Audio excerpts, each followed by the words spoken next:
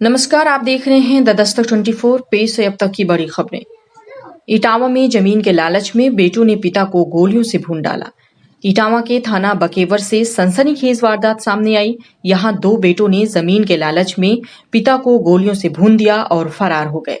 हैरानी की बात यह है कि एक बेटे ने खुद ही पिता के कत्ल की सूचना पुलिस थाने में दी। खबर मिलने तक पुलिस ने हत्या की वारदात का खुलासा करते हुए एक आरोपी को पुलिस मुठभेड़ के बाद गिरफ्तार किया गया। बेरूत धमाके का असर, चेन्नई से हटाया गया अमोनियम नाइट्रेट का जखीरा।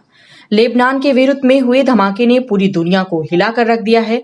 अमोनियम नाइट्रेट की खेप में हुए धमाके से अब तक 158 लोगों की मौत हो गई है और 5000 से ज्यादा लोग जख्मी हैं। इस धमाके के बाद उन देशों के कान खड़े हो गए हैं जहां अमोनियम नाइट्रेट का स्टॉक जमा है। इन देशों में भारत भी एक है। इसी के तहत अमोनियम नाइट्रेट की खेप चेन्नई से हैदराबाद की एक सुरक्षित जगह पर पहुंचाई गई है। राजस्थान में कांग्रेस के बाद अब बीजेपी अपना कुनबा बचाने में जुटी है। बीजेपी ने अपने 18 विधायकों को गुजरात तो भेज दिया है, मगर 6 विधायकों के राजस्थान से बाहर नहीं जाने को लेकर तरह तरह की चर्चाएं चल रही हैं। सूत्रों के अनुसार शनिवार को दिन भर हेलीकॉप्टर खड़ा रहा, मगर बीजेपी के झालावाड़ और धौलपुर के विधायकों ने मध्य प्रदेश और गुजरात जाने से मना कर दिया।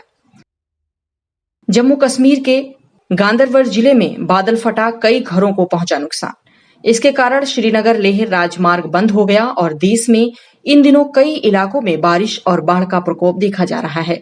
बादल फटने की घटना के कारण किसी के हताहत होने की जानकारी फिलहाल सामने नहीं आई है।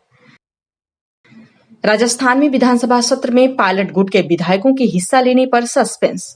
14 अगस्त से शुरू हो रहा है सत्र। राजस्थान में जारी सियासी घमासान के बीच पायलट गुट ने साफ किया है कि उनकी कांग्रेस आला कमान से कोई बात नहीं हुई है। कांग्रेस आला कमान की तरफ से किसी ने अब तक पायलट गुट के विधायकों से संपर्क नहीं किया है। वहीं पायलट गुट के ये विधायक सत्र में हिस्सा लेंगे या नहीं, ये भी अभी तय नहीं है। दिल्ली में अगले साल तक शुरू हो सकता है दिल्ली शिक्षा बोर्ड का संचालन। दिल्ली के उप मुख्यमंत्री मनीष सिसोदिया ने दी जानकारी। हालांकि अन्य राज्यों के विपरीत इस बोर्ड के नियम सरकारी स्कूलों पर लागू नहीं होंगे। झारखंड के देवघर जिले में रविवार को एक निर्माणाधीन सेप्टिक टैंक के भीतर उतरे 6 लोगों की जहरीली गैस के कारण मौत हो गई। हिंदुस्तान टाइम्स की रिपोर्ट के मुताबिक यह घटना देवीपुर पुलिस थाने के तहत देवीपुर बाजार इलाके में हुई, जहां लगभग 20 फीट गहरे और 7 फीट चौड़े सेप्टिक टैंक का निर्माण कार्य चल रहा था। उत्तर प्रदेश में बाढ़ प्रभावित जिलों की संख्या 18 हो गई है और शारदा, राप्ती व सरयू घाघरा नदी विभिन्न स्थानों पर खतरे के निशान से ऊपर बह रही हैं। इन जिलों के 672 गांवों में बाढ़ का पानी घुस चुका है। वहीं राहत व बचाव कार्य के लिए एनडीआरएफ और यूपीपीएसी की 22 टीमें तैनात हैं। श्रीलंका के पूर्व राष्ट्रपति महिंदा राजपक्षे ने सदियों पुराने बौद्ध मंदिर राजमहा बिहाराय में रविवार को देश के नए प्रधानमंत्री के तौर पर शपथ ली। 74 वर्षीय महिंदा को 16वीं संसद के लिए इस पद की शपथ उनके छोटे भाई एवं राष्ट्रपति गोटबाला राजपक्षे ने दिलाई। गौरतलब है कि यह प्रधानमंत्री के तौर पर महिंदा राजपक्षे की चौथी पारी है। ऑर्गेनाइजेशन ऑफ इस्लामिक कंट्रीज यानी ओआईसी को 2 फाड़ करने की धमकी पाकिस्तान पर पड़ी भारी।